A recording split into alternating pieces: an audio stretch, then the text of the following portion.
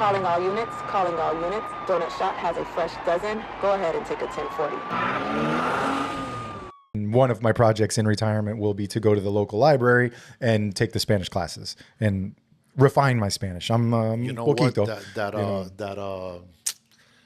What's that shit? The Rosetta Stone and stuff. Yeah, bro. That's what the CIA used. That guy on Sean Ryan said, no, we take that 60, 90 days later, I was down in South America. Yeah. Well, I mean, because they have the way that they teach it, and it's really interesting. maybe I'll, but I think I'll do both because I want to. She speaks, right? Yeah, she speaks Spanish. Speak to you So she did for a while, would tell me, come home in the same way you're telling me one of your calls, but tell me in Spanish. Right. And I'm like, so I'm doing it. And I'm like, bro, this is fucking hard because I'm trying to pull words. Like I can give people directions. I can listen to somewhat of their complaint and catch 60% of it and sort of understand the story and sort of help them until someone that speaks Spanish comes around. But I just. And every culture, like a Nicaraguan and a Honduran and a Peruvian and a Cuban and a Puerto Rican, they're all different. Oh, totally. We're talking Central America, You go Mexican. to Puerto Rico. My mom was Puerto Rican. My dad was Cuban. I was born here. Yeah. So you go to Puerto Rico and you go buy bread. You go to a bakery and you ask for bread. It's bollo de pan. Yeah. Bollo in Cuba is pussy. Yeah. Oh, yeah. In Cuba. And then pussy in Puerto Rican is bicho. Bicho in Cuban is a roach. Yeah. So you know what I mean? You go ask for a bollo de pan at a Cuban thing. They go, this guy's a pig, bro. Yeah. What a nasty fuck. Yeah. That's one of the reasons why in South Florida you have to have the flags on top of the restaurant because if you walk into Don Pan, all right, they're mostly going to be Argentinian. Yeah. They may be Cuban working there, but it's an Argentinian and Colombian During the last World Cup, I told a girl that was from Uruguay, hey, bro, because their accents are identical. So I heard her in Spanish and I go, hey, the fucking Argentinian team was badass. Oh my God! Don't you dare! Insulted. Yeah. Oh, I can assume. Disrespected. I was like, it's like if you say, "Hey, I like the Dolphins." Oh, I like the Panther, or whatever. You know? She was like, it was like I insulted her mother. Yeah. No, I was like, sorry. I completely get you on that one. I'm not from there. Those people are. Okay. I do that because I like the anthropology of listening to people. Anthropology might be the wrong word, but because I also look at facial structure and features and stuff like that to see where someone's from. And Spanish is very interesting to me. And so there's like a balance. But then I also listen to the accent and the voice and the dialect to pick out where they come from. So I can see where you could completely make that mistake. So it's funny you say one of my friends was Vietnamese. Yeah. Oh yeah. My partner. Vietnamese. Yeah. Yeah. And so there would be an Asian person coming in. We don't know where it's from. Japanese, Chinese, or Vietnamese. Dude, Korean, how do you know that? The structure. Yeah. Like what? Yeah. What are you talking about? But he was good at it. I mean, just like when you look at Central America and you say, look, they have I'm going to call them Indian, but they have a native. They Peruvians, have Aztecs, Peruvians are going to have Japanese facial features as well as the Inca. In fact, there's restaurants in Miami that are Peruvian Japanese. Yeah, sushi and sushi with guava and ceviche. Yeah, right?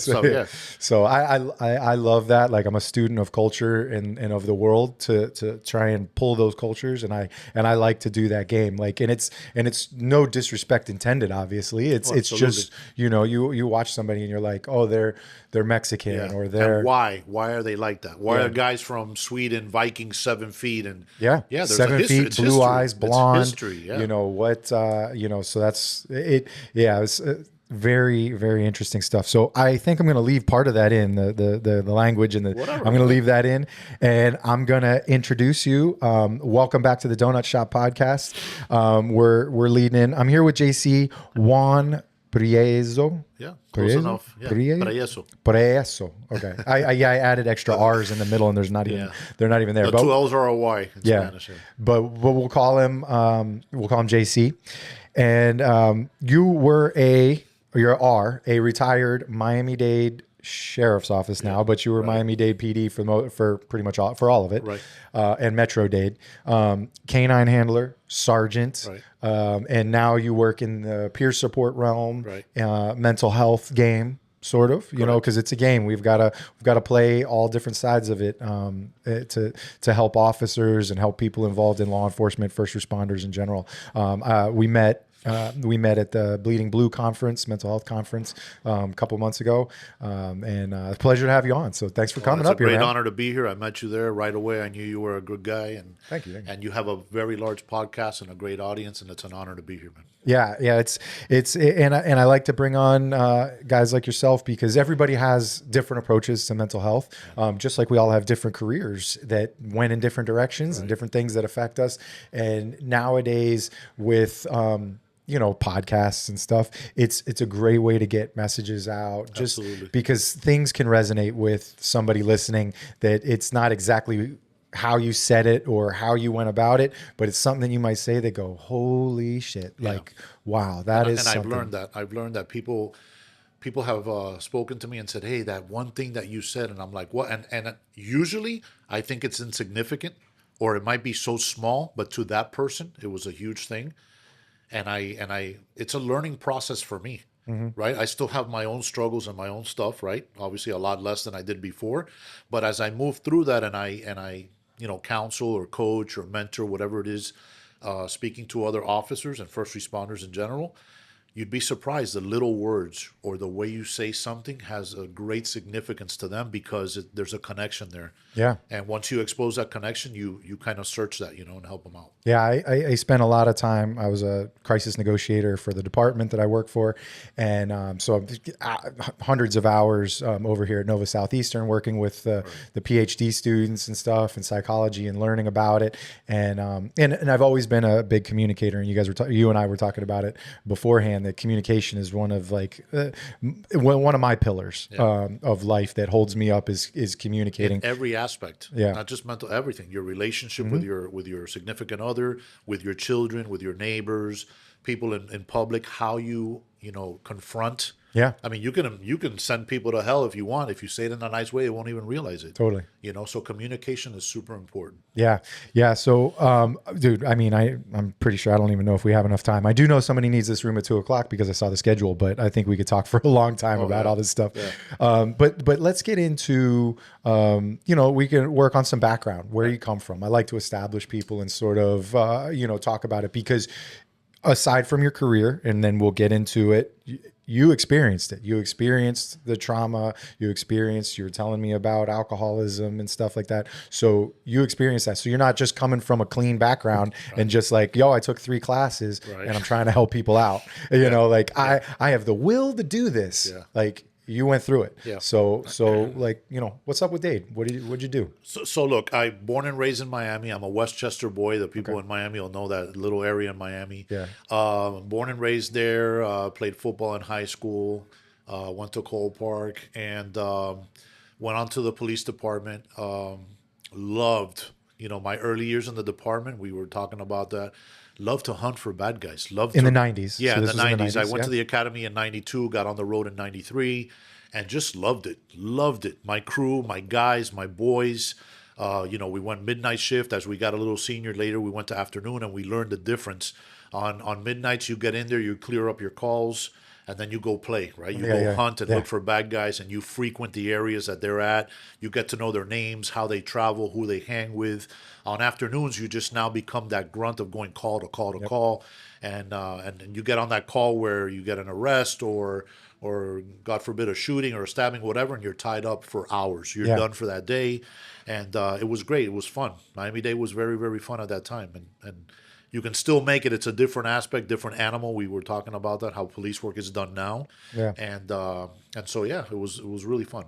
Yeah, really, like we were talking before, but and as somebody who's doing it now, it's like there's a sheer number. And granted, I work day shift, but we're on 12-hour shift or 11 and a half. So I'm at 5:30 to 5. So I mean, I'm in the bulk of the day. Granted, early in the morning, unless it's like popping off from last night, we're good. It's amazing how many people start having domestics at 5:30 in the morning. It's yo, come on, give us a break for a minute. Does anybody sleep? Yeah. But the other thing is just because law enforcement is turned into where everyone turns for their problems. Everyone has problems, and no one. And part of it, my friends will point at me and go, "Well, you always told us, see something, say something," and so you ruined it for everybody because you told us all just to call you no matter what, and you'll weed out the good and the bad. And it's like, but now it becomes where now I'm complaining because it's like, bro, you know, you're calling because your Ring doorbell alarm keeps going off. Like, I'm not tech support for Ring. Right. I know I'm an intelligent guy and I'm a techie guy, but what if you got a knuckle dragger? You know, like, look, I think in general we live in a society now, and I sometimes I get on to my wife or my son about that. I'll ask them a question, they'll pick up the phone and they'll ask the phone. Yeah. Right. And I guess our day was a day of dictionary and thesaurus and Find the answer yourself. And I see officers with GPS. That's great. It's easy. But one of the main things that people will get hung up on when you were going through your stages were, maps, geography. Yeah, you got to learn the area. Why? Because if I'm screaming for help and I'm in a shooting or I'm running out of rounds or the guy's got me by the neck, I need you to know that canal doesn't allow you to go around that block. Yeah. Oh, and by the time that GPS, like our intercoastal district, when I was in Canine, it was a very dangerous district because we lost Bowles and Strokowski years ago. They were killed on the side of the road. And when you're running, an R code of 315, an officer needs assistance, and you're running lights and sirens and you're booking, and all of a sudden you get to a cul-de-sac, a dead end, a canal, and you realize, oh my God, I got to go 5 miles around. You're done. Yeah. That could be the difference of life and death. Yeah, of you saving your partner, helping them out or whatever, or catching the bad guy if it's, that's our job. Yeah. So yeah, it's super frustrating. I find that when even just the residents or the people, I'll be like, where do you live? And they tell me the city. And I'm like, no, I'm a GPS. Yeah. Tell me where. I can tell you what zone. Yeah. I can tell you what your neighbors' names are, all those things because odd numbers, even numbers. Yeah. All those things. Yeah. I was taught on, dude, I was in the academy and I was doing a ride along during a holiday, and the guy who I rode with taught me, one of these, whatever you want to call it, like a story about street, court, place, manner. Right. He taught me. He's like, you get thrown out of your house, you're on the street. Right. He goes, you got to start playing ball to start making money. So you start playing basketball on the court. That's great. He goes, then you start making money, you get yourself a place. Yeah. Then you're making so much money, you can get a manor. Right. A big manor. And that's how you break it down. And look, you're here now and you didn't forget it. And I still pass it on to this day. For us, odd people come from the north and east. Yeah, Northwesterners are odd. Right. That's how. Yeah, so that's the way we would learn. People. Yeah, I can tell you the house when you go up there, it's going to be on the right. Yep. How'd you know? It's an odd number. It's going to even number, whatever. Yeah. So you remember those things. And then you start to learn by work in the district or work in the zone. You learn some of the quirks of how the numbers break down, or if they're in tens, or sometimes they're in like eights or something like that. It breaks down. And every once in a while, whoever invented those addresses had their totally screws it up. Had their head up there, and you get there and you're like, there's no way that street came before Avenue or vice versa, and you're like, and it happens, and you make a mental note like, hey, if there's an officer down or something or whatever's going on, a kid drowning, hey, that's different. That's weird there. That doesn't, it's not normal. So you got to, you hear that, keep veteran dude that's working out west going, tell them to make sure they go to the right, because you got a bunch of probies or something like that. You hear him get on, he goes, that guy's a fighter. How do you know? Because he's dealt with them for 20 years. You raised him, and now you guys are dealing with his kids. Now it's your problem, right? Yeah. So it's fun to be, close to the end and have those kind of stories and stuff, and that's what briefing turns into. So you're working your career through the 90s, enjoying the different shifts. Yeah. You moved into Canine first? Yeah, I went to Canine first. I did some time on the road. I went to Canine as an officer, and had a great time because there's nothing like hunting for man. Like I would tell people, a lot of wealthy people, they'll pay $50,000 and they'll fly to Colorado and they'll hunt mule deer and and all this, and and I got to hunt for people and got paid well for it and enjoyed it. Yeah. And it was great. They were trying to evade capture. Some of them were armed, some of them were bleeding. Some of them had done really bad things. A lot of them did stupid stuff. We would catch people. They would fight. They'd get bit, all this stuff. And why'd you run? My license suspended.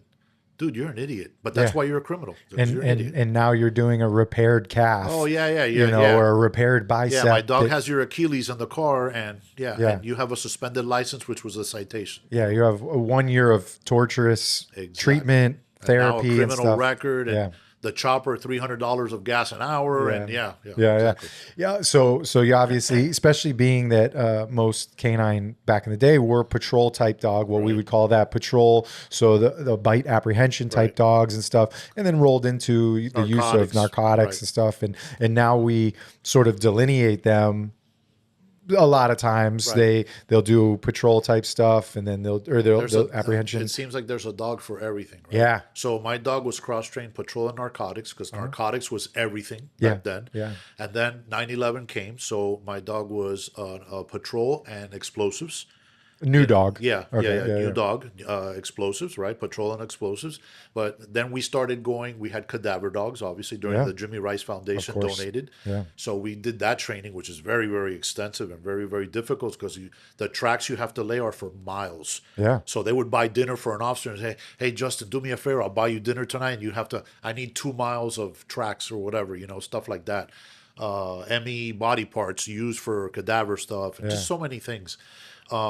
But now there's money dogs and gun dogs and therapy dogs, and there's a dog for cell phone dogs for the prisons, and there's a dog for everything. Yeah, because they're amazing creatures that can do so much. It was the funnest time. I had a real problem the short times where I was between canine. I was a sergeant for 18 and a half years. Okay. So after I did patrol as an officer, I had a brief stint that I had to do my probationary as a sergeant.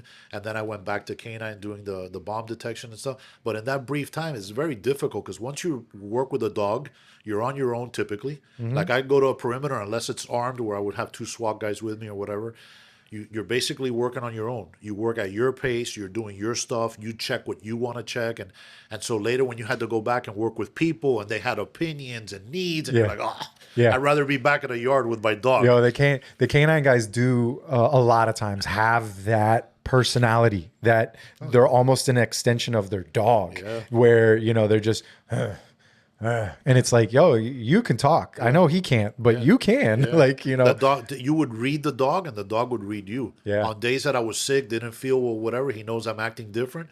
He didn't bother. He didn't bark. He stayed in the back of the car. He was cool. He kind of looked at me like, hey, are you all right? Yeah. And when we were creeping up on a real bad guy, a home invader or something, he kind of knew, like, okay, there's some tension, some fear going down that leash, and you could see, his reaction, and it's a bond. It really is. The most important part of a canine team, because it's a team, is that bond. Yeah. And it takes time. You get a new dog, and it's like a rookie. He wants to go out and fight and jump fences and bite people and go crazy, and he's going in circles and all that. And the older dog's like, hey, let's just go get this guy and let's get back in the car. He's kind of like methodical, and that's... The dog is at his best when he's almost ready to be retired. Wow. Yeah. It's definitely frustrating, and you guys put in so much training, on a weekly basis. It's constant.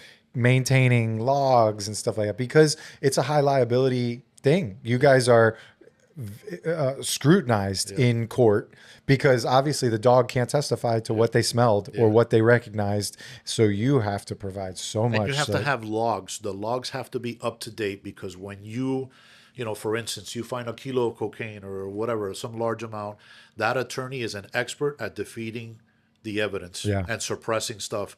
So they'll be like, where are your logs? And if you go show up there, I don't have logs, whatever, Your Honor, this is, and the case is gone. So you have to detail, hey, he's done X amount of searches with this. And in that search, you have no find on this one. What do you mean no find? Because you can't train a dog to find every time. Yeah. Because when he doesn't find it, he sits, he's like, listen, I've been doing this a long time. Give me my reward, and I'm heading back to the car. So part of that training is not finding nothing for a while. And you have to extend that period of time with no find. Right. Because the attorneys are going to be like, hey, he found something every time. No, he didn't. Look, here are 30 searches we did. There was no find. It's excellent. An excellent point. All right, well, let's take a quick break, and then we'll be right back, and just kind of want to go back to, when you started and why you started Canine Cell. We'll be right back. Yo, what's up, everybody? I want to let you know I have a new website format. Same website, donutshoppodcast.com, but this time I'm running it through Shopify. Make it much easier to purchase items, because aside from the hats that I have up there, Donut Shop Podcast, PVC hats, the blue line snapback, laser mesh, nice and clean on the inside, comfy hats. I have some other swag, t-shirts, can koozies, just some other stuff that I put up there. I'm running the website through Shopify, and so it'll make it real easy for you guys to go on and purchase some stuff and support the show. So thanks for tuning in and following the show, and don't forget donutshoppodcast.com. Thanks. What's in the cup? Guys, what's in my cup? Blackout Coffee Company. We joined up with them. I've been drinking it and I enjoy it, and I think you may enjoy it as well. So you can go over to our website and click the link, or you can just go to their website, blackoutcoffee.com, and use our coupon code to get 10% off. The code is DSP10. So go over, check it out. All right, we're back. So Canine, what drew you to Canine from work other than an open spot on the team? I always liked dogs, and as you work with people as a rookie, you see perimeters, right? Yeah. Where nobody else, a police shooting, hypothetically, let's say a police shooting, everybody has to be kept out, and here comes a guy with a dog, and you kind of, that hunger to do police work and search for the bad guy, you're like, that's the ultimate thing. Right. It's like you go to the military and you're like, I want to be a SEAL. What made you be a SEAL? Man, I like jumping out of planes, so shit, they do everything. Yeah. I want to go there. That's what I want to do. I don't want to sit on a perimeter post and I don't want to be the guy. And again, that's needed. And those people are great. They do an awesome job because there's a purpose for that. But I wanted to do that. And once you get bit by that bug, I tell people all the time, I go, get ready. Because that's all you're going to be able to do. That's all you're going to be able to do. Yeah. And it's great. It's endless. I got to get deployed from helicopters, and we went on boats, and it was great. It was awesome. There's nothing like it. It's a huge responsibility. And then especially in today's day and age, like you pinpointed, post 9/11, everything, a lot of stuff became terrorism based, bombs, in Dade, you've got, you're the whole county. You're the centerpiece of one of the largest areas in America. Right. And we've got so many stadiums. You've got, Miami-Dade runs the inside of Hard Rock Stadium where the Dolphins try to play. I got to do a ton of presidential motorcades with George Bush and Obama. The only thing that we can't search is the Beast, which is the limo. That's off limits. But I mean, my dog would alert to the machine guns in the back from the Secret Service. All these things where your dog is on point. Yeah. And he created his own reputation. I did, and I always tell the story, but I got called out once in the middle of the night, DEA task force. We need a drug dog. And some people already had seen him work, that particular dog, and he was just a crackhead, right? No pun intended. But so I respond, and he starts sniffing walls and light sockets and stuff, and the whole wall was full of money. Wow. And from then on, they're like, only call this guy. Which got me in trouble because everybody was like, hey, why are you getting called? Like, the dog's awesome. Yeah, it's not me, the dog, right? Yeah. And so, the dogs get the reputation. Just like if you have a dog that's an aggressive biter, a good perimeter dog, right? Yeah. It's great. Just the way you get to train with the younger dogs along with the older. Bring your dog through here, let him smell. The guy's over here, we think he's here, and just it's a great job. What would you say about how many dogs did Dade have during that period of time? We had when I was in the patrol, we had 22 dogs. That's it. Yeah, we had 22 dogs. We were always on call out on extreme scenes. Like one of the pictures I have on my Instagram, it's me out in the Everglades with some SWAT guys, SRT guys. That was a police shooting. Two guys went to take out money for lunch, and they were robbing the bank, and it was like, here we go. Yeah. And it was like the old West, driving out, shooting down the street, and they bailed out. We caught one guy. The other guy was caught by America's Most Wanted in Mexico. Uh-huh. And so that was fun. But in a call out like that, it's a multi-agency jurisdictional. You call the city and you call FHP, and we had like 50 dogs. Yeah. And you'd have to put some down in the car with the AC and let them rest. And it's fun. It's if you like police work, and at that time it was so fun, you love that stuff. Yeah, you basically create a canine command post. Absolutely. Where there's a canine supervisor that they're leading into the main supervisor. I'm doing like ICS type stuff, but they're leading into the main command post, but they've got to orchestrate the canine and keep that conscious, because those are your main tools when you're looking for these guys. Exactly. Them in the helicopter, or hoping a patrol guy on a perimeter sees somebody pop up, but otherwise it's canine and helicopter. The integrity, like all the departments, we know, like, oh, there's Justin from Cooper City. He's got Nitro. Yeah. Nitro's a stud. He's a great, you get to learn who's who. Yeah. And if, again, God forbid, you have a police shooting or something like that, something significant, where you say, hey, get Justin and his guys and get FHP and their guys and the city. And so it's great. You get to work together and you see different dogs and how they act. And it's amazing. Yeah. And you learn Yeah. from that. There's senior handlers. You get there thinking, you know nothing. And you deal with these older handlers. Funny story. I had a guy that worked with me at the airport, Hawaiian guy, older gentleman, super nice. It was like your grandpa, right? And he was up for a new dog, and he still had a couple years. So let's go get him a new dog. So we got him a new dog, and this dog was like a Tasmanian devil. We're like, how are you gonna match? Because you have to match the dog to the handler. How are you gonna match this crackhead dog with this older officer? Yeah. Well, he was a wise handler. He had the dog, I don't know, less than a month, and we had to do the exam for him. And when we got out, we go, dude, look at the dog. The dog was walking like him, searching like he had taught him. He would basically, like a little kid running in a playground, he would allow the dog to go crazy and just look at the dog and, are you ready now? And the dog was like, oh, like you didn't want me to go crazy? No, we're not going crazy. I don't go crazy. We're gonna do this. And they would adapt, and it was amazing. Yeah. And then I got dogs where I go, this dog's never going to make it. This dog is just no good for police work. And the handler worked with him, and he made it. And not only did he make it, he was a great dog. And so you learn that. Yeah. You learn. So that type of work, then you have to want to do it. You can't just do it because you're Absolutely. one of the bros, or hey, we were buddies on SWAT. You should come and You're going to be a have canine. hair constantly in your Yeah. police car. Yeah. You're going to do searches in some places, even though the dogs had medication that were anti-ticks. You're going to get ticks and fleas on you. You're going to get bit in training by accident. Yeah. Sometimes the dog that you get when you first get him is overly aggressive, Yeah. and he hasn't caught on the game, and you do get bit. I mean, we've got guys that were mauled. So all that comes with it, Yeah. So you have to be good with that. Yeah, it is a dedication to get into it, and I admire these guys. I thought about it for a little bit, and I got talked to a little bit in my early days. Just hey, why don't you come out and and that's the thing for young guys. Come out and do some trainings. Right. You're completely welcome to do it. Try not to get hurt because you're not on the clock. But come out and catch a bite.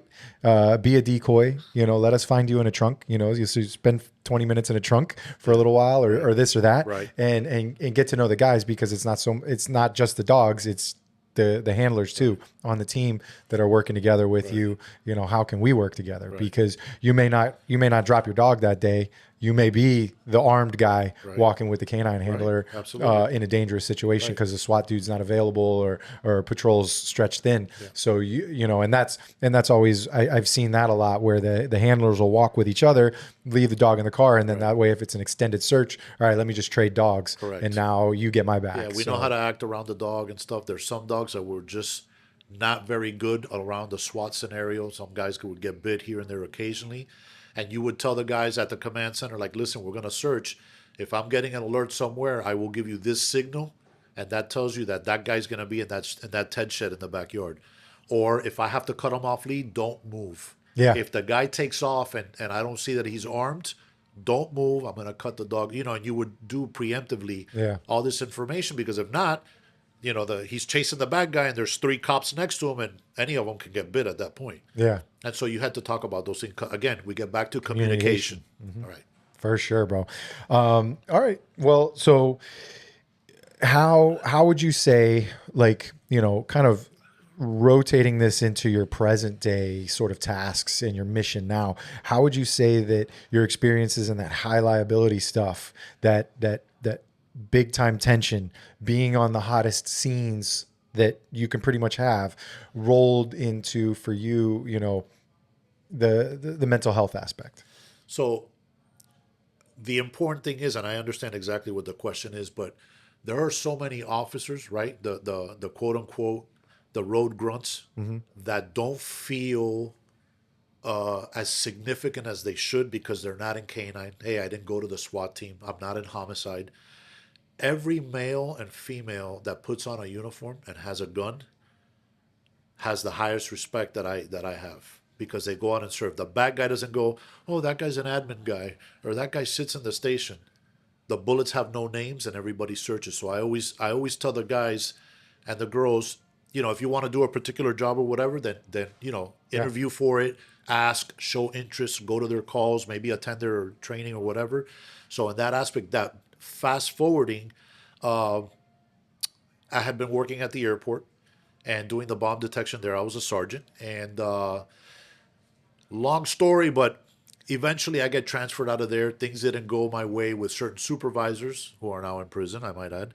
But, you know, we get frustrated because of certain relationships that we're not treated fairly, right? So at that point, I got transferred and I to a place of my choosing. I went back to be the shift commander of communications. And at that point, I had drank socially here and there, and I looked back and there were red flags, but I started drinking a lot. And I started drinking, I mean, a lot. And that was for, I drank probably 3 years, right, roughly. And I had drank before, obviously, but I mean drinking with a purpose. Yeah. And that last year I drank till I blacked out. And it was horrible. And I know now that there were issues of PTSD from a call, and we'll get into that from many years before that. But there was just a lot of things going on in my life, right? I had a newborn. You know, he was about a year old, year and a half old, and the pressures of being a new father, extended hours, still providing for my family. You know, there's a lot of things that as first responders we feel we need to do. And yeah, you need to provide and protect your family, but you know, we have men and women that are working 7 days a week. Yeah. And so I went through drinking, not to drag this on, but I went through drinking and really got into a bad place when it became with alcohol. Yeah.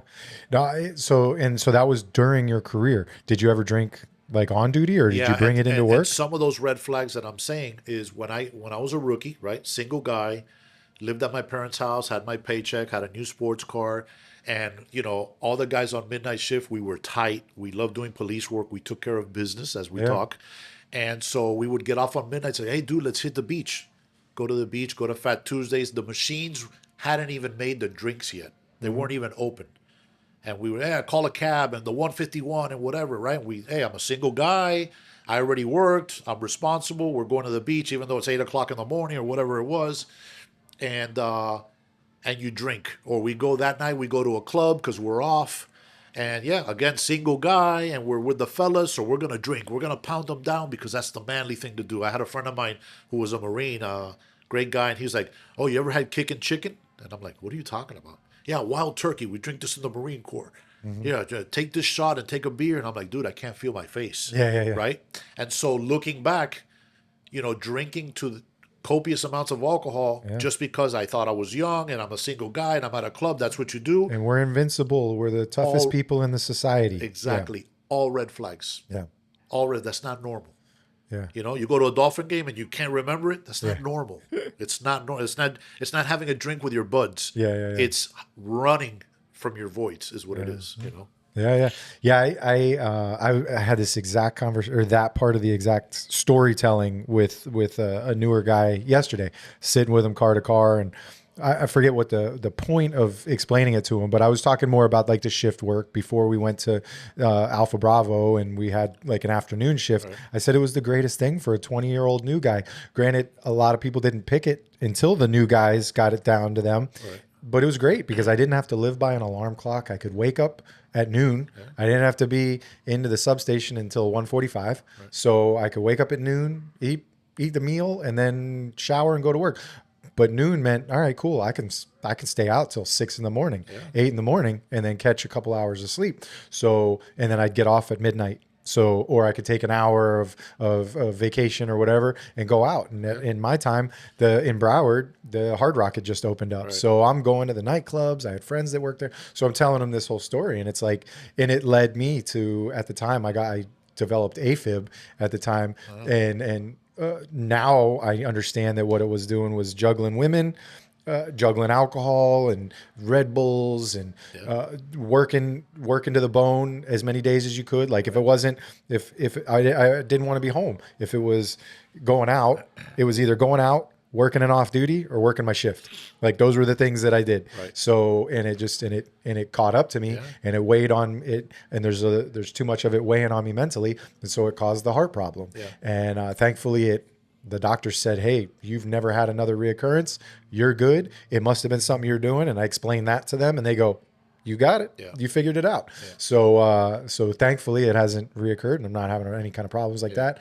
And I keep telling people now, looking at retirement for myself, I'm leaving the job healthier than I was when I started it. Right. Physically. Like, I mean, I was a slob in the academy. Right. I just got by and, drug, right above minimum factors and made it. I wasn't a superstar stud, and I'm still not now, but I just wanted to get out there and have fun and do a good job and all that kind of stuff. But I beat myself up at the beginning.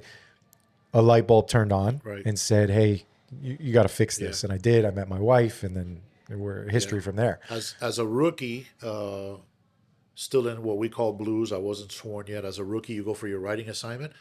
And my job as a rookie for the senior FTO squad was to go buy the alcohol in the morning. Yeah. We worked midnight shift. We got home. People are eating breakfast and going on their way. That's the end of the shift for us. Rookie, go buy alcohol. You go to the gas station, 7-Eleven, whatever. You buy alcohol, come back at the back of the station and just get shit-faced.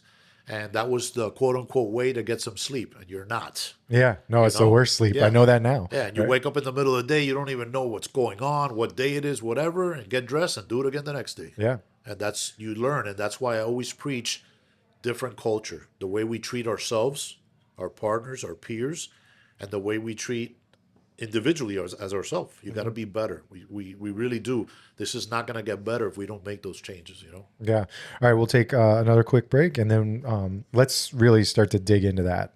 We'll kind of finish up the alcohol thing, because I find it amazing, and I think it's a good thing to talk about for people to hear, because perhaps they can identify something and see it. It's very common. We'll be right back. Yo, what's up, guys? I want to do a follow-up. I used to run an ad or commercial for my friends at HPTRT, Human Performance, talking about like testosterone therapy or, all that kind of stuff. I finally I've been using it. I've been, a member of the program for over 6 months now. I got my second round of labs, and I'm going to be upfront and honest with you. When I first was tested, I was at 330. I'm a 43-year-old man, and my test was at 330. I didn't even go through the injections. I'm going through a couple different types of prescription pills that they have to help me out. All legal, all on the up and up. But after this 6 months, my test has gone up to 910. As somebody who works out 3 to 4 times a week, wants to stay young, wants to stay healthy with all this stuff. It's helped with all kinds of stuff, like my focus, continuing to give me like the best sleep that I've ever gotten. I've enjoyed it. So go over to hp-trt.com and check it out. You can bring, if you've had lab work within the last 6 months, you can bring your own lab work and they'll start you up. If you haven't, then you pay for the lab work through them. Or you can just go to your own doctor and do your lab work through your normal insurance, which I'm sure has a zero copay, if anything. And use the code DSP20, and that'll get you 20% off forever, as long as you're a member, as long as you use Human Performance. So it's a great program, good people over there. So go ahead and get it done. And if you've been thinking about it, or if you've looked at recent tests in your testosterone and you want a boost of that kind of stuff, get into it, because you can also get the testosterone through them as well as peptides and other things. So DSP20 will get you 20% off. Good luck. All right, we're back. All right, so you talked about it, alcoholism, you were battling it. Tell me more about it. Like, what kind of came from it, or like, where did it go? Okay, so let me go into that story with that girl, and I've talked about it many times. A lot of the people that have followed my podcast and other shows that I've done, but for the purpose of yours, real quick, I had handled a suicide of a 16-year-old girl, right? Mm-hmm. Tragic. It wasn't overly gruesome. She drove her parents' car into the canal and killed herself.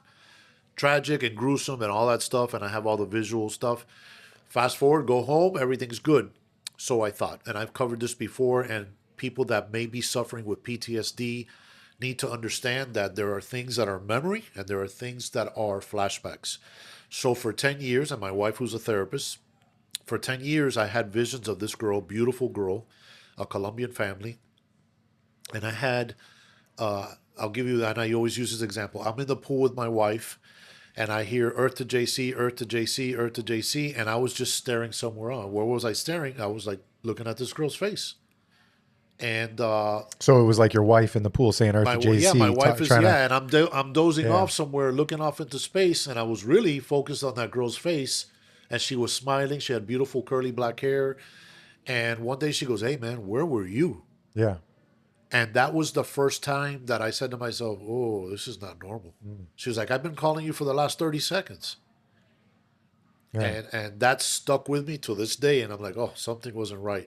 So I go to a PTSD retreat in Tampa with friends from Miami-Dade Fire. One of them was a Marine. And graciously, and I always say this, Miami-Dade Fire paid for my trip, which I appreciate because it was life-changing. When we get to Tampa, the retreat center there, you know, they do an intake like if it was a detox and stuff, and very formal. It was great. So in that process, the therapist says, "Hey, I want you to pick 2 scenarios." And to this day, Justin, obviously it's connected to my story, but with all the gruesome stuff and all the beheadings and the accidents, I picked that scenario of that girl and another girl in a traffic accident. It was just a single car. It was very gruesome. And so I picked those 2 scenarios. So we went through a week of counseling and therapy, whatever, and then we did EMDR, eye movement desensitization reprocessing, which is a great tool for trauma. And lo and behold, I just snot crying while this lady's interviewing me during the EMDR session about that scenario. And the EMDR allows you to go back, and it's really crazy. Like I tell people, I've never dropped acid, but this is probably the closest thing because it allows you to go back, process that call, and move forward, right? And so that lady, when I wake up and you know, I'm in front of her, and I'm like amazed. My shirt is all full of tears and snot. And I looked at her and she goes, "You now mourn that girl. She will never bother you again." And I asked her, I go, "Why did I choose that girl? Why was that my PTSD? Why was that attached to me?" She goes, "Because she was a female and you were helpless.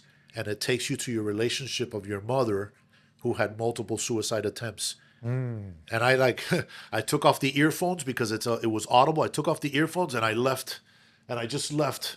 And I walked out of there like, what just happened in that room? Yeah. Like this girl was attached to me. It has to do with my mom. So did that therapist know about your mom, or she was just? Well, yeah, during that week, and they don't tell you this, during that week, you sit down, "Hey, JC, tell me about your life. I grew up like this, dysfunction, suicide attempts. My little brother died at the age of 12. My mom lost her mind. My dad was in the CIA, was never home." All these things, right? All this dysfunction, getting home as a little kid from elementary, and my mom wouldn't pick me up. I knew it was another day of suicide attempts. Getting home, letters written all over the house, all the way trailing to the bed, empty pill bottles. That's how I grew up.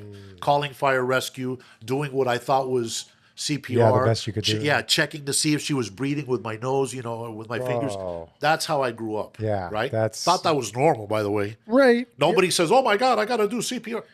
Thought that was completely normal. Everybody does that when Right. they go home from school. Right. Exactly. So I grew up with that, and so at the end of the EMDR, when I'm just Yeah. you know, losing myself, I go, what happened here?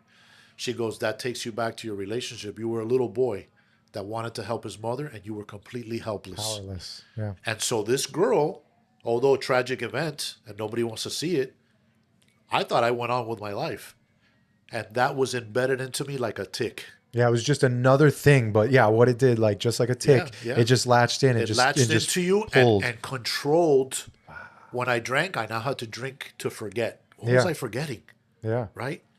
I had to drink to forget, Yeah. to run. And then I got into painkillers and I overdosed on that. And I used to tell people as an addict, you know, you think to yourself, "Man, I'm chasing the high," Yeah. right? It's like the first time you drink one Percocet, you feel like, "Oh, wow, look at this ride." And you go, "Now I'm going to drink 3 because 2 didn't feel like the 1. So I'm going to take now 5 because 5 is not like the 3, right? So was it, and were those things like, when you take a Percocet, like, some of us might think like, oh, yo, I just don't want to drink as much tonight on a Friday night when we're going downtown. I'm going to take a perk, and then I only need to drink 2 beers, and I'm Well, I didn't at mix 100. alcohol. The funny thing was that I went to a men's retreat at the Catholic Church, the Emmaus retreat, and it's not because it was Catholic or had to do with anything like that, but it was life saving for me. Why? I got to fellowship with other first responders, and it was only first responders and military, and I thought I was the only guy. I thought I was the freakazoid that was doing this stuff. And when you get there, broken, broken, broken, broken, broken, drinker, drug addict, and you're like, dude, there's something going on here that Yeah. me, you, and everybody else in this profession, and that started to open up, you know, the mindset of, okay, this is not just me. Yeah. There's a problem, right? And so once I went through a process and I got to the point that I was suicidal, and I knelt down October 9th many years ago, and I said, listen, it was a vicious cycle, and I woke up that day drunk, hungover, and like I had done for years, and I can't do this anymore. I just can't do this anymore. And I prayed to God. I go, listen, if you are who they say you are, I can't do this anymore. I don't know, kill me, do whatever you want, whatever. And I never drank from there again. And life was great. October Right. 9th, like what year? So how That's long? like 14 years ago, right? Wow. And so life went on. And then what did I do? I got into pills. So what I'm trying to tell, So you moved on from a yeah, vice. so what I'm trying to tell the men and women that are out there is alcohol, pills, cocaine, Xanax, that's not your problem.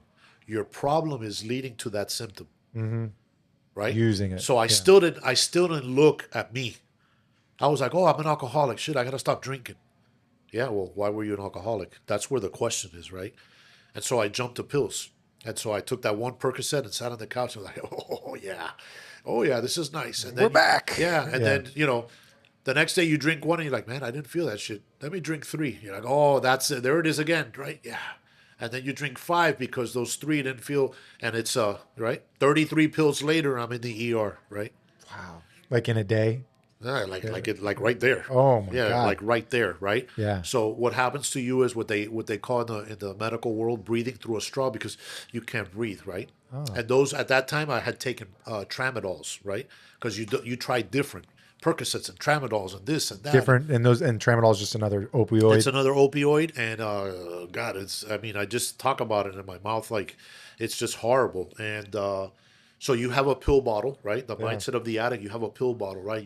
Everybody's asleep, and so you come and you, I know I have 30 in this bottle, so you put them on the counter, and okay, I'm gonna take 5, and you sit on the couch and you take that ride. and you're doing that at home, like Yeah, while your you're doing family's that sleeping. at home. Everybody's asleep. It's at night, right? And then you're okay. And then like, man, it's going away. What's a couple more? So you go back and you spill them on the counter. And you're like, okay, 3. And then what happens as you go through the night? You come back and you go, holy shit, there's none in there. Wow. And at no time then you're like, oh, I'm running out, or I drank too many, or right? You get back and you're like, there's nothing else in this bottle. And that's how that process goes. Where were you getting the bottles from? A doctor, right? That's another story.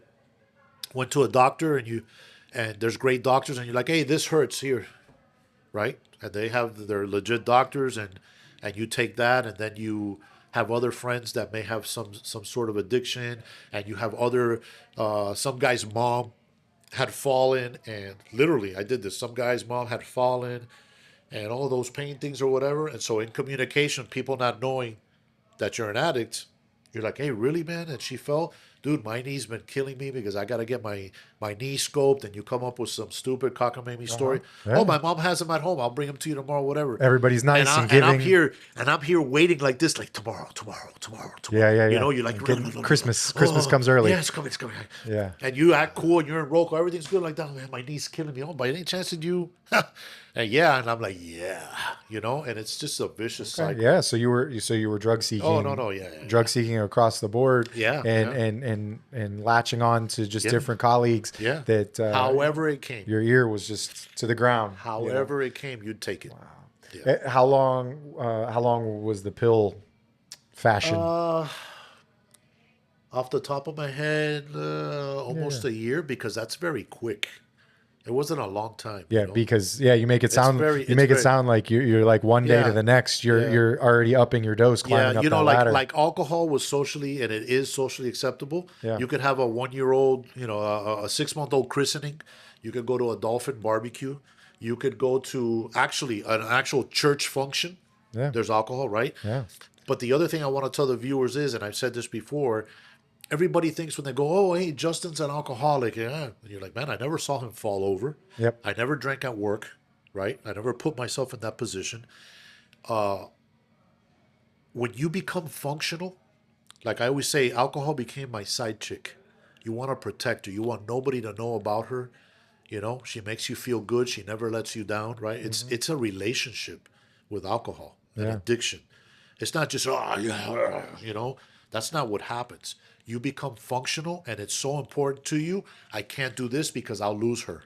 I can't do this because I'll lose her. And so you become functional. So when I see somebody, he has a lot to drink, oh, yeah, he was falling over at the party, I don't worry about that guy. Don't, not at all. Never. It's the guy that goes home and nobody knows, and you might catch a whiff of the breath in the morning. You might see the bags under his eyes, or he's excessively tired. You might see the reddening of the blood vessels in the cheeks. I would stutter a little bit when I would wake up.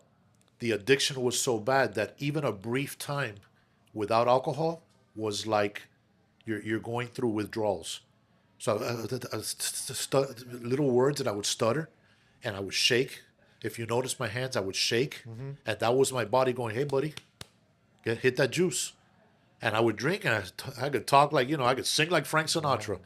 And so those are things that people should be looking for. So did work kind of get in the way with that? Well, work was just a way to the, you know, means, right? I mean, I would, as the shift commander, and I've talked about this, you look at the clock, and because it's a vicious cycle, you know, we run the show. Put your hands there, don't move, whatever. That guy's dead, crime scene, whatever. There's nothing that first responders can't handle. I don't care what anybody says. We know that. But I couldn't stop from doing this, right? And so I would say, I'm not drinking today. I made the decision. I'm going to man up. I'm not drinking because I run the show. And I would look at the clock, and it's 5 p.m. 7 o'clock, shit, man. A couple of drinks is not going to be a big deal because I can control that. You know, you get off at 10 o'clock and you're like, okay, I already went to this Winn-Dixie here in uniform, and I would buy a steak and maybe a baked potato or something, and then, you know, 3 bottles of wine. So I didn't look like the drunk. I'm going to have dinner. Look, I'm going to have dinner. Have some people over. And that was also when people look at me, man, you're thin, man, you're juiced, you're ripped, man, you look great. And I was dying inside because I didn't want to eat anything that would separate my relationship with that alcohol. I wanted to feel every ounce of it. I wanted to feel that ride. So I wouldn't eat. So like, bro, you're thin, bro. How'd you drop weight? I'm spinning and I'm doing cardio or whatever. And I was killing myself. Wow. Did you develop any sort of medical issues because of that? I mean, so if you want to talk about it? Funny story. When I would go to the doctor and I was on the hard bill and I had to get, you know, blood work every 6 months, whatever, I would say, here we go. It's going to be, here come the enzymes, your liver's failing, whatever. Nothing. These doctors sometimes, you know. And I would look at the liver enzymes and they weren't high. And I was like, man, I should be done. My liver should be running down the street. Right. Just jump out of me. Interesting. And nothing. And again, listen, I'm a big God guy and I know that there's a plan and a purpose and I'm here now. My whole life was why me? From the childhood stuff and seeing my mother and going through that, you know, why me? I look back and I go, oh my God, my life was horrible. Yeah. And I know that it hasn't been. And if I had to do everything again to be here to help our people, I would do it. Yeah, for sure. Oh, wow. Yeah, I made a mistake drinking one night before I had blood work and I didn't even think about it. And then I did blood work and it's like there was alcohol in my system probably when I did blood work. So the doctor's like, your liver is jacked up. And I was like, you know, and I'm not trying to be like not admitting like, yeah, it was in my 20s and I used to go out 2-3 nights a week and drink. But I was like, it should not be jacked up. So yeah, I had to do like 2 months like alcohol, like no alcohol, Right. just to prove to the doctor, like, all right, I'm going to come back in. And they were like, okay, your liver enzymes are fine. Like Right. you're good. So I was like, but like at the time, my mom's like, there's alcoholism in our family. You're don't go down that path. And, like, worried about me and stuff. So I was like, whew, okay. Oh yeah. And but curious to see if you'd say that. I mean, I had a little one finger of whiskey last night, sitting on the couch after dinner, watching my buddy's podcast. And I'm not anti. So what about social drinking? Yeah, No, where's your stance on I'm that? not anti-alcohol at all. Yeah. I'm not. My wife drinks wine. Yeah. I don't have a problem. I'm not the party pooper at all. Yeah. If I have a party, I'm the first. Justin, you drink. I'll have the beer for you. It's okay. Yeah. What I'm trying to tell people is, if you have unresolved issues, okay, if you have that bag of caca that I've been telling people, they drag it around. Yeah. You got to deal with that. Okay. Because it will manifest in some way. Yeah. Some people it's sex. We have a huge issue in first responder with sex. Okay. Yeah. And Sometimes weird sex. yeah, fetishes and swapping and all kinds of stuff. And yes, that's your business and you do what you want. Where it does become an issue is you have unresolved issues and you're doing that for the purpose of running those voids. Yeah. You want to farm animals? You're into that? Great. Great. That's up to you. And yes, it's a personal thing. Yeah. But if it's a bad thing, I have people that tell me that they feel like monsters because they're doing those things. And I'm like, okay. And, Yeah. but they have to make the decision. Yeah. You understand? They have to be, I feel like a monster. I don't want to do this anymore. Perfect. Can I help you in any way? Yeah. Right? What can I do to help you? Let's roll this final phase of it. We'll take one more break, and then we'll come back and we can talk about that, how you help people, what you've kind of turned your perils into, and how you've morphed that over. Awesome. Hey, what's up, guys? Want to talk to you about Tasty Gains. They're a sponsor of Counterculture Inc. We love them, been using them, and I enjoy it. It's a little gummy. It's got like 1 gram of creatine in there. So you take 3 a day, knock it out. It's making a difference. And it gives me a little bit of sweetness too during the day. I can keep them right in my backpack in my car at work, and they don't melt. You can see this is the mango pineapple. It's my favorite flavor. But check it out. Use code Counterculture to get 20% off on Tasty Gains. So check out Tasty Gains. They're great. So get your swole on. All right, we're back. And so in this final section, like I said before, I want to talk about what you turned all that into and used your experience in life to help first responders. Now you're on like the peer support team. You help out even in retirement back at the PD, right. And you just work with everybody. Like, so what have you learned? How'd that transition happen? So I started 3A.M.Fog and I've talked about this extensively, but when a friend of mine had passed away, and when I went to his viewing and I looked around and everybody loved this guy, he was a very, like I said, I don't describe guys as sweet, but the guy was just an amazing guy. And I went to the viewing and I looked around and everybody was stone-faced, and I don't know, it struck me like the only one crying was his mother, right? And I looked around and I go, there's something wrong with this man. Yeah. I was already retired. I had, worked with him before and I knew he had struggled with some addictions. And I left there and I told my wife, I go, hey, I'm going to start 3A.M.Fog. And 3A.M.Fog was because God would wake me up every morning at 3 and I was inebriated and it was foggy every single night at 3 o'clock in the morning it was like an alarm, right? Wow. So fast forward, I started that and I put up my phone on a tripod in my house.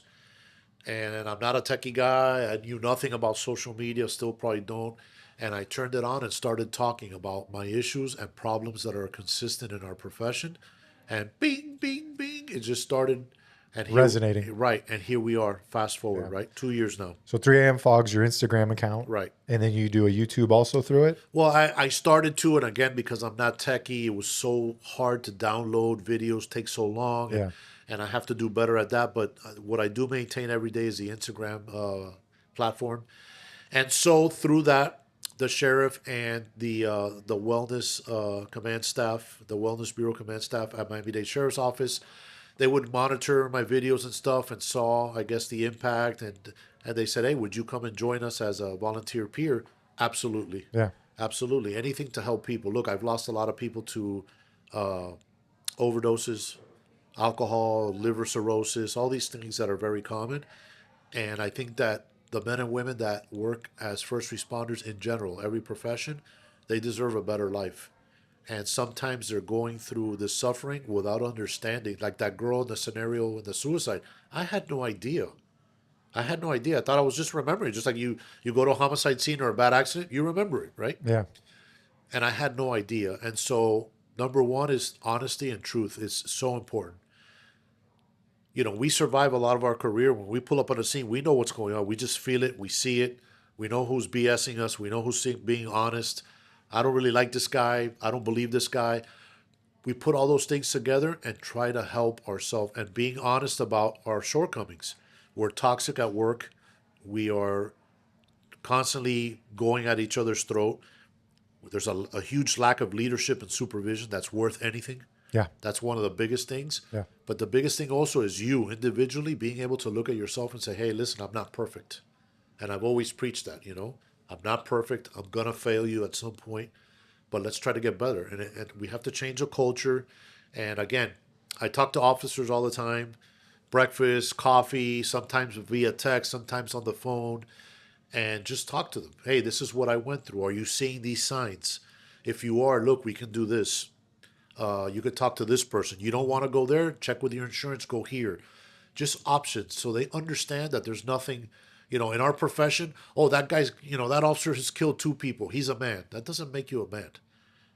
Being able to be open and functional, get home with your kids, your wife, your significant other, and be approachable, not having people walk on eggshells, just doing the right thing, a better life. Yeah. You deserve it. You Yeah. deserve it. You're a public servant. You deserve that. Yeah. It's not about being miserable, And so that's where we're at, Yeah, I can speak to that personally. Like I was going through a period of burnout. Like I was working too hard at my role when I was working upstairs with the PIO, community policing and stuff like that. And nobody really, in my opinion, got to me.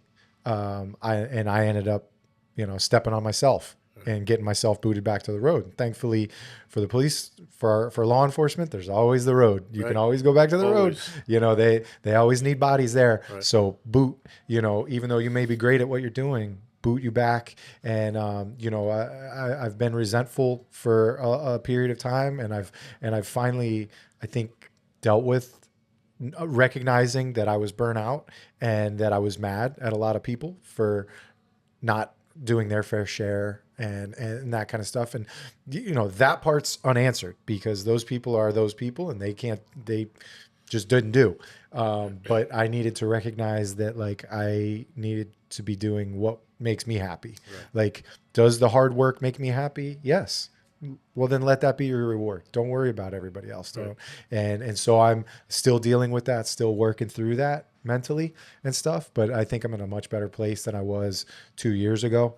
And, when it bit me, and I think we all get to that point, whether it be at home, like you said, when you had a newborn child, you were trying to provide as a father, be a father, questioning probably the things that you were doing. Right. You were dealing with mental, you were dealing with traumas. Right. You were dealing with shift work. Right. You were, so I think we all deal with it. And it's big. And it's cool that what you're doing with peer support is sort of just the guidance. You're not like specifically a licensed therapist or a psychologist, right? Yeah. You're that resource for everybody, having been through it. Right. And then, like, look, this is what I did. Yeah. If you want me to tell you my stories, I can tell you my stories, but let's, Yeah, I think the important part is having been there, right? Yeah. There are people in our lives that love us and want to help us, and they're incapable of doing it. Not because they have any shortcomings, but they just haven't been there. Yeah. We're different animals. We have very unique issues. And when you see somebody, I still have, and we talked about this briefly, people that tell you, no, I'm not an alcoholic. And I look at them and I go, okay, that's good. That's fine. Yeah, waking up in the middle of the street somewhere or falling down and breaking your face, that's completely normal. It's absolutely right. Until that person, and I've told this repeatedly, until that person says, I have a problem. I'm tired of this. I need help. Can you help me? Yes. I've literally talked to people and I'm going, oh my God, you're like an addict. No. I just I didn't eat and I drank and every excuse. And I go, okay. I can't sit there and go, no, you are an addict. I can't. I just go, okay, all right, no problem. Hey, if you need anything, I'm here, man. and they have to take that journey. I've always talked about, as a law enforcement, we talk about the 6x8 cell with concrete, and we all have a 6x8 cell that we walk around with. Mm. It might be your ego, it might be your issues at home, it might be your inhibitions, whatever it might be. We all have a 6x8. You've got to fix that 6x8 so you don't end up in the real 6x8. Because how many guys and girls do we know that are great officers, great people, and they have a drink, they get behind the wheel, and hey, listen, they're on DUI, and now they're all over the news like they were, Charles Manson. Right. And they're great people, Yeah, yeah, yeah. and yeah, there's consequences. I'm a big proponent. I don't hand anybody up. Everybody that works with me, I don't hand anybody up, but I'll tell you, hey, man, that's not going to end well. Right. And nowadays, and I think about that so much, because you think you're invincible. So you get behind a wheel and you might be like, we're professional freaking drivers. Yeah. Like the amount of stuff we have to do as police officers, sober, driving a car, the amount of stuff we do and function and get in so little accidents, Yeah. knock on wood, we get in a lot of accidents, but the amount that we should be getting into for the amount of time that we spend in a car. So we are professional drivers. So it's like you get that invincibility, which is a flaw. Right. You get that invincibility that causes you to want to get behind the wheel. I'm the least fucked up. I'll get us home, or I'll get us back to the house. When we have such things, thankfully now, as Uber and Lyft and stuff, you don't have to get in a cab, but sometimes, whatever, you can get rides. You got transportation, all that kind of stuff. You can get rides, but I mean, Uber is freaking everywhere, and you're helping somebody else out that wants to work or whatever. Right. So you got Ubers everywhere. And then on the flip, when you get stopped, you're not getting hooked up like you were in the 90s. Yeah. You're not getting all right, bro, get in the car. Yeah. I'll take you home. Like from a homeboy, or calling your lieutenant. Yo, get, they just need you to pick me up. I mean, I remember coming out here to Davie, my buddy, the night before we were, another bachelor party story. The night before we're leaving for a bachelor party, I didn't go out because I had to work that night, but the guys all went out and they all got banged up. And one of our buddies lived in Hallandale, but he ended up over here on freaking Pine Island Road. And so Davey calls me and says, hey, and my buddy's not a cop, but hey, listen, can you come pick this guy up? And I picked him up, or I drove his car because it was a stick, and my wife drove him home, and I brought him back to my house, and he went to sleep. Yeah. But I'm like, bro, like, what are you doing? You live over on 95, but also you shouldn't be driving, all that kind of stuff. Yeah. And so cops can't necessarily help out. Yeah. If they're trying to blue line or take care of stuff, because we got body cams, and in today's world, you do your best to help somebody and you end up screwed. Yeah. And then God forbid you get in an accident. There's no getting out of it. Yeah. God forbid, seriously, you could hurt somebody, and that's the least thing that anybody wants to do, but it is what it is. Like, you hurt somebody, you're working on attempted manslaughter, you all that kind of stuff. Way too many stories. Let me tell you something. I caught a bunch of homicide guys, home invaders, been involved in shootings, all types of things. I was never more scared than when I would black out. Mm-hmm. And the addicts that are listening to this will tell you there's never been a scarier time in my life than when I blacked out. And you look at some of these stories on the news and you say, yeah, this guy was intoxicated, killed a family of 3 or 4, whatever, and they wake up in jail. Imagine this. Just stop and imagine.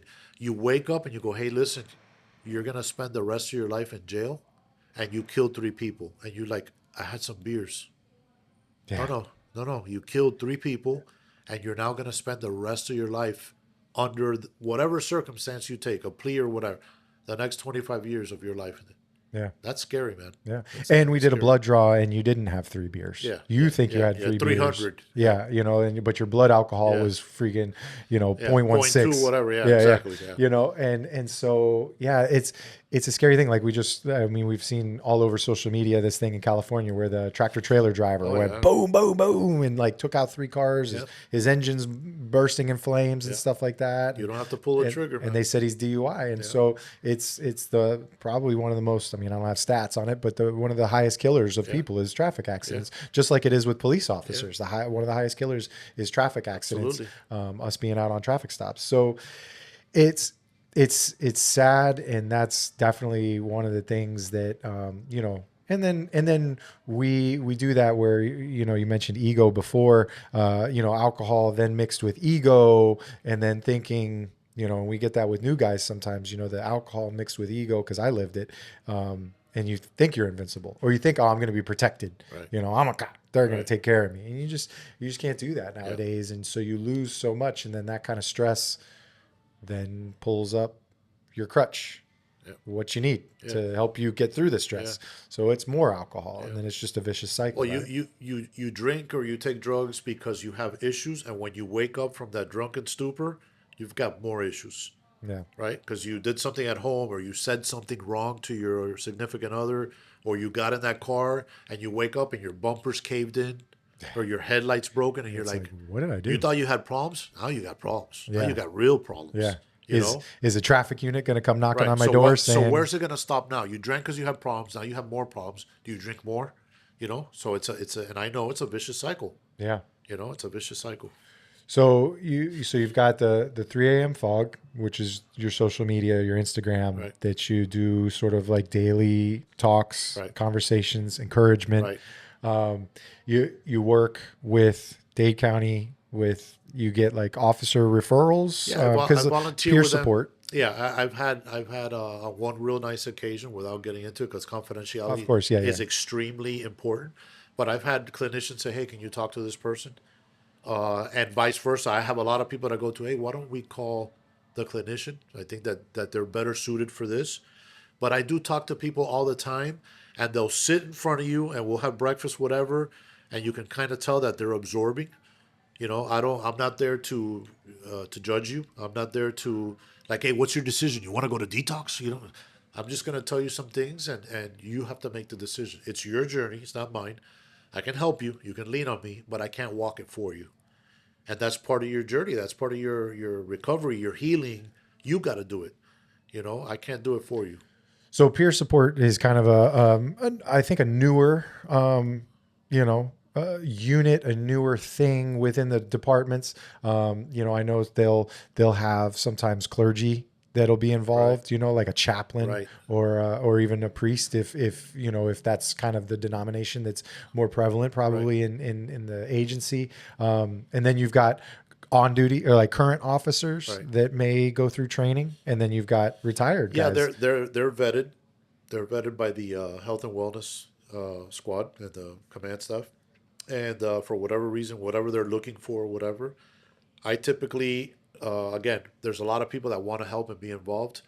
I think some of the best candidates are people that have been through stuff. And look, we didn't all go to become first responders because we had a white picket fence with chickens and goats in Right. our. We all have some issues, and I think that as peers, we're a toolbox. And I say this a lot of times. I'm very well versed at addictions, right? A lot of childhood dysfunction. You might be a guy like yesterday. I was talking to a mutual friend, and you might be a guy where, hey man, he's really good at faith. There's a lot of guys that struggle, like, hey, I'm not good enough or whatever. Talk to this guy. He's got it down. There might be somebody sexual assault or molestation. Hey, he or she is really good at that. They went through that. We're all tools.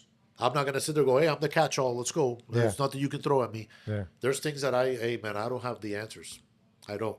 But if you do this, this, and this, it'll be better for you. Like we were saying before, you're a resource. Right. You can guide them. Yeah. You can, if they don't feel comfortable talking to a chaplain or something Right. like that because they feel like maybe that's a faster conduit to God or something Right. like that. Right. Right. They're tattling on themselves, but they want to talk to somebody that's been there, that's a little grittier Yeah. than a clean chaplain. And or a something huge issue for all of us in our professions is shame, right? Right. Sometimes, you'll go and do something, man, I feel bad that I did that or that I said this. Time out, man. And I'm real big on, there are things where, real serious things that are, forget about it. But for the most part, look at the life that you've been through. Look at everything you've been through. And then look at what you do in life. You help people. And somewhere along the line, and that goes to their own dysfunction and stuff, they were made to believe that they're horrible people, right? Another case, I had a domestic many years ago where the woman was a model for a local department store. Back then it was Bernines. Beautiful lady, real tall lady, 6 feet, beautiful. And the husband had her convinced, besides the fact that he would beat her up, that she was ugly. And she's a model. She's actually getting paid for her looks. Legitimately. Yeah, it's not that I Yeah. think you're fine and you might be ugly. She's getting paid for her looks. Her profession is based on her looks. Yeah. And this guy had her convinced, you're ugly. You're ugly, you're fat, your hair's not whatever. And she believed that. Yeah. And so, you have to deal with all those things and all those voids that other people, you have to be able to look and go, I'm not that. Somebody may say, hey, Justin, you're this, you misunderstood, or we had a bad communication, or that's not what I'm about. And so you have to be pretty secure with yourself, but you only do that when you want to check yourself out. We talk about the patrol cars, right? You get in a patrol car, but now we have take homes. But before that, you get a loaner, you get in there, and all the lights are on. Yeah. And then you go, hey, Justin, man, the car you just used on your shift, I'm taking it. Don't worry, it works fine. You don't need to do that. Car's going to break down on you at some point. So don't get to you have your check engine light to go to your doctor, to talk to a therapist. Hey, Justin, you're my friend. I'm not big on therapists. Can I talk to you, man? I know you and your wife, you guys are great. And we talk face to face, and I throw some stuff and you give me a little wisdom. Yeah. Yeah. Oh, I'm all about the wisdom and trying to talk about your failures, but then talk about your successes are huge. Have you seen like officers, because we deal with a lot on the road with the public, bake racks. Have you seen officer, like obviously you're not going to get into specifics and stuff like that, but have you ever had an officer have to get bake racked but still maintain their job? Yes. Like, so they go, and a lot of times we associate Baker Act with they tried to kill themselves. That's a great, or they had an ideology. that is a great question, because yes, I've had a couple, right? Throughout the years, even before I was doing peer stuff. So there are people that were not well, right? And the peer, just so you know, the peer team, one of the main things is if you go and encounter somebody where you go, hey man, this guy is not doing well, you listen, and I'm open with them. I go, look, at this point I need to call a doctor. Are you okay with that, man? I'm not gonna, it's not handing you up, it's still confidential. I need to talk to her and present what's going on here. I'm worried about you, right? And again, it's care, it's coming from the wrong place. Not, hey bro, you're crazy, dude. Yeah. It's, hey, listen, language. yeah, I care about you, man. And what I'm seeing right now, I'm worried about you. Yeah. I'm worried that you might hurt yourself. I'm worried that you're not healthy. Okay, this is a little bit more than me, and my job as a peer, I'm identifying some sort of crisis, and I need to read to the clinician. I need to reach out to them. Yeah. Okay, are you good with that? You're okay? And I've had cases where there's a spouse not present, and I said, listen, just so you guys know, are you okay with that? Right? And maybe the spouse will give me some information that he doesn't know or she doesn't know, and I'll keep that with me, confidential too.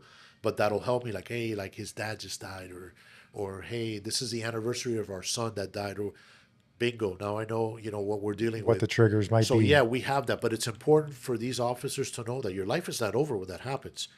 You go in there, you get that check engine light fixed, and you come out and you're fine. I have worked with, referred, seen my department, other department, where you go, oh my Lord, this guy's not doing well. And they're fine. And they're still working and everything's good. It's not, it's, again, you have to be with like, okay, my wife, my son, my daughter, my significant other, my parents, they're important to me. Yeah, but I'm more important, right? So I come first. And if you're better, your wife is going to be just fine. Yeah. You understand? Yeah, I mean, I think because a lot of us are gonna be scared. Are gonna be scared that if we're to that point. Let me give you a flip to that. Yeah. Right? To that same scenario. You tell me, hey JC, look, I appreciate it, man. You're my dog. I love you, all that, but I don't have any problems. And then you have a domestic, right? Now you're relieved of duty. Now we will take your gun. Yeah. You understand? Just because you don't want to go talk to somebody. Right? So if that's your fear, then let me give you a little bit of the good fear. If you don't handle your stuff, you're going to DUI, ram into that car. And now you're in jail. And now you're done. Now I can tell you, you're going to lose your job. Yeah. Right? DV, you smacked your wife, your boyfriend, your girlfriend, whatever it was. Now you have an injunction. Now we take your gun. Yeah. So all that stuff you didn't want to deal with, guess what? Now you're forced to deal with. Now there's an IA. And now you can't control the circumstance. Right. Before you could. Yeah, you're more at the steering wheel. Yeah. I'll tell you what's going to happen to you. Yeah. When before, you sit down, you have your gun, everything's good, you're not crazy, and let's talk about some challenges that I have in my life. Yeah. You understand? Interesting. Yeah, man. I mean, and to whether it's hard to talk about or not, I mean, poster of Miami-Dade at the time, Freddie Ramirez, the head of the agency, went through it. So it's, and he's still here with us. But And director Robert it's Parker, yeah. committed suicide. Oh, really? Yeah. Okay. Yeah. So, I mean, and I've told people all the way up to my chief, I don't want them in these jobs because it's a horrible job. It's, I don't know what sort of fulfillment these psychos get to be directors, chiefs, whatever sheriffs, like all the support to them, because these people are taking bullets. They are taking rounds. So we talk about the difficulties of first responders, and in this case, law enforcement, reaching out for help. Yeah. How much harder, right? How much more harder is it to have a sheriff or a chief or somebody who's in a leadership role that is thinking, oh my God, what if something happens, or what if this happens? I'm going to look like whatever. And then I flip it around and I say, man, how powerful is it if you say, hey, I'm a sheriff or I'm a chief, and I go and talk to somebody? Yeah. I do, because I'm handling so much. Yeah. I'm not Captain America. I do. I worry about the head of our department and other departments, and I've seen it. And they're going to this meeting and that meeting and this meeting and that, and this officer got shot. This guy got killed. This guy got arrested for kiddie porn. This guy, and then you get home and your son got suspended, or your daughter has to go to ballet. Your husband and you are arguing because you're not home, or your wife says this, or you know what I mean? It doesn't stop. Yeah. We're not exempt. God doesn't go, okay, you'll be just a chief or a sheriff or a director, and I'll just exempt you from life. No. Yeah. I gotta handle my stuff, your stuff, everybody's stuff, and still be okay. And it's extremely difficult. Yeah.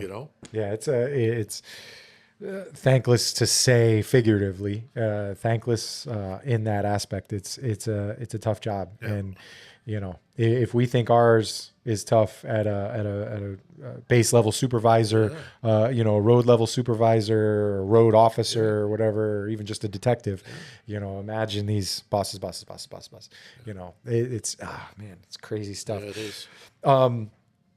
So you had mentioned podcast. You have podcast? You said the couch. I just do my pitching the idea. Well, what happened was that because that day that I just didn't want to do this anymore, and I found myself at a state of contemplating suicide, I came up with the Mighty Couch podcast, right? And I still haven't developed it to that point. Again, I'm not a techie guy. It's hard to find people to do that. Instagram seems to be working. Yeah. I do have the desire to blow that up and to be a big and we'll see where I go with that, but I have the name, and so that's how that concept came okay. about. So it's in concept phase. It's conceptual in nature. So at this point, cool. Is there anything that you've learned about yourself through helping other people that has kind of changed some of your outlook on life, or kind of even sent you on a different track? Have you ever seen that kind of thing? The one thing, well, there's a couple of things, but the most important thing is we're a work in progress. Constantly. Right. You can't say, oh, I'm 54 and I've seen it all. Yeah. No, you haven't. And you know that in our career. I consistently, just last week, I did a somatic breath work. Discovered something new about me that was extremely dark and difficult at a young age. I didn't know that what was bothering me, but I knew there was something bothering me. So I'm still, I'm helping people and doing my best to talk to them, and I'm always honest, and I have no idea. Or, I did that. I drank, I took pills, I did that. And so number one would be that we're constant work, right? That you should always be working on yourself. It's like you don't go to the gym today and do arms and go, I'm not working out the rest of this year because I just did arms yesterday. Yeah. No, you got to go. And today's chest, and then it's legs, and then it's shoulders, right? Don't skip leg day. Right, yeah. You'll pay for it later. Yeah. But, your constant work. And then, again, I've had a lot of trauma in my life and a lot of things. And I'll sit down and talk to somebody, and I'll be like this, and they'll drop a bomb to me, and I'll go, holy shit. Yeah. I got no problems, bro. Yeah. I got no problems. Yeah. I have had a cake life. Compared to what you're experiencing. Yeah. This guy's telling me this, and I'm like, wow, dude, what? And so, you can learn from everything, right? Yeah. We recently had a doctor who's a good friend of mine and was on our podcast, and he had a benign growth in his brain. But that period from the biopsy to waiting for the pathology, there was a lot of growth there. There was a lot of, self finding yourself and gratitude and all the little things that I took for granted, and his baby and his wife and his mother and all these things. And so there's a lesson in everything, Yeah. right? Last night, my wife's friend found out now she has brain cancer. What's the lesson? We should be living our life to the fullest every day. Hell And yeah. that we should be grateful for this cup of coffee and those donuts that are there, and a friendship with Justin, and that we have AC and water and toilets, and right. Yeah. And we look at it and take it for granted, but there's somebody sitting in a hospital bed now wondering, like, what now, right? Yeah. And you're not. You should be grateful. Yeah. Get out And there live and your take life it. to the fullest, right? Yeah. Get pulling as much as you can, learn. So I find it interesting. There's, other than talking to people, there's a few other, you said the EMDR, you've got experience with that. You've done that. You've now talked about breath work experience. I have some friends that are firemen up in Central Florida that have dealt with a traumatic experience, and they are members, or they attend at UCF. There's a cutting edge type technology like this mesh or something that they Yes. put on their head, Yes. and they go through and it unlocks black files. I call them black files, Right. or it helps them work on that. So technology these days, along with all that stuff, because I am, not huge on medication, Right. is, and we can see over the last 5 years that a lot of America questions different things about the medical, as far as pills, Yeah. and that there's some amazing things that can be done through different technological things like Right. EMDR. Many years You agree? ago, many years ago, I was at the station, and a guy who had gotten arrested the day before, he was a veteran, not by any of my guys or anything. He got arrested. He was coming in for his property, right? And I was like, hey, I'm sorry, you got arrested, whatever. Yeah, I'm a veteran, this and that. And he goes, hey, man, I smoke weed because, I was at the war and I came back, and I go to the VA, and the VA does a great job. But he goes, no, they gave me all these pills and none of that worked, man. I smoke a little weed and I'm good and I can function. You know what I told him? Smoke all the weed you want. Yep. Yeah. Smoke all the weed. Number one, you have the right to do it because you fought for our country, right? Yeah. Who am I to be judgmental, right? And with that, I've discussed, there's other people that have podcasts about cannabis and stuff.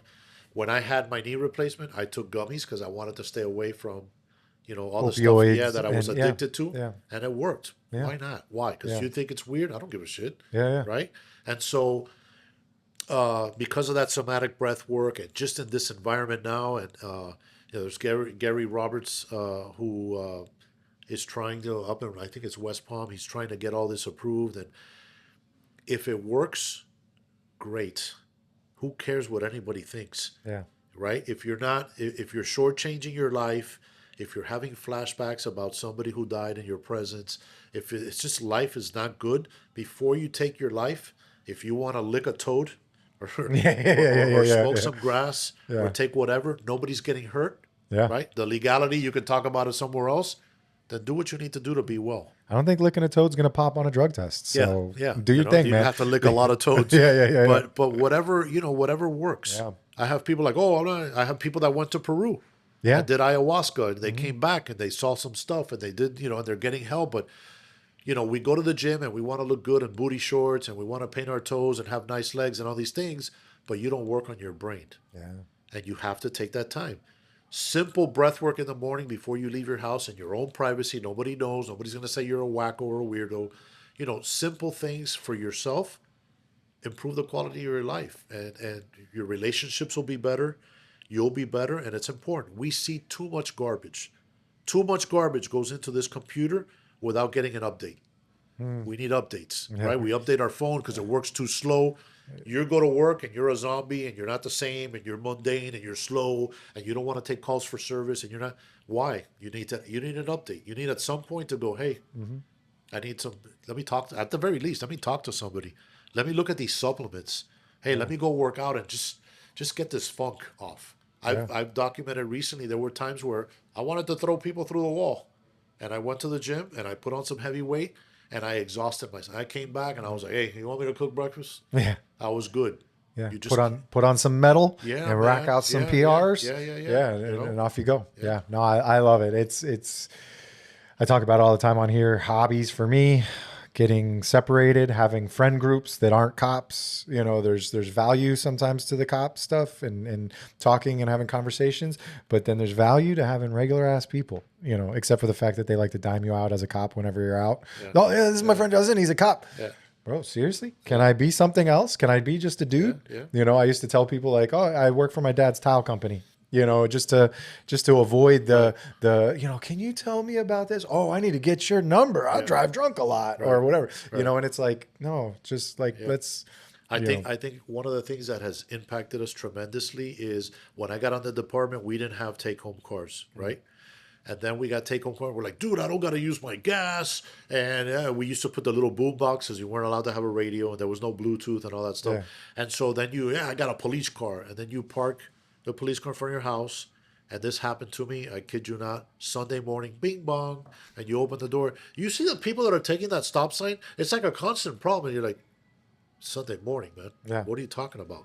You know? Or you're going to the gym and you're in the police car and, you know, 3 people hit water buffaloes in the intersection. You're like, oh my God, I got to get off the car now. Yeah. You know? And so you need a disconnect. Yeah. There are people that have their phone and road people that are not doing follow-up investigations. They're not detective. And they have their county email on their cell phone. Why would you do that? Oh, I tell everybody, I go, when I left PI, when I'm no longer PIO, that thing sits there. It's 3 pages back on my iPhone. You don't need to do that. And I, you know, after doing therapy and all types of stuff, I realized later in my marriage that waking up when I was in Canada at 1 o'clock, 3 o'clock in the morning, hey, a call out where you put on your BDUs and your hat and forget my gun, which happened, and you take the dog and all this, and all that takes a toll on your family. Totally. And so you need to cut. This is what I am. I'm an officer. If you make that decision to go to investigative or you're on the SWAT team or whatever, then that comes with that toll comes with that. But if not, cut it. Yeah. Leave the police car at the station. Drive your car back. You know, we get too caught up in that's what I am. You're not.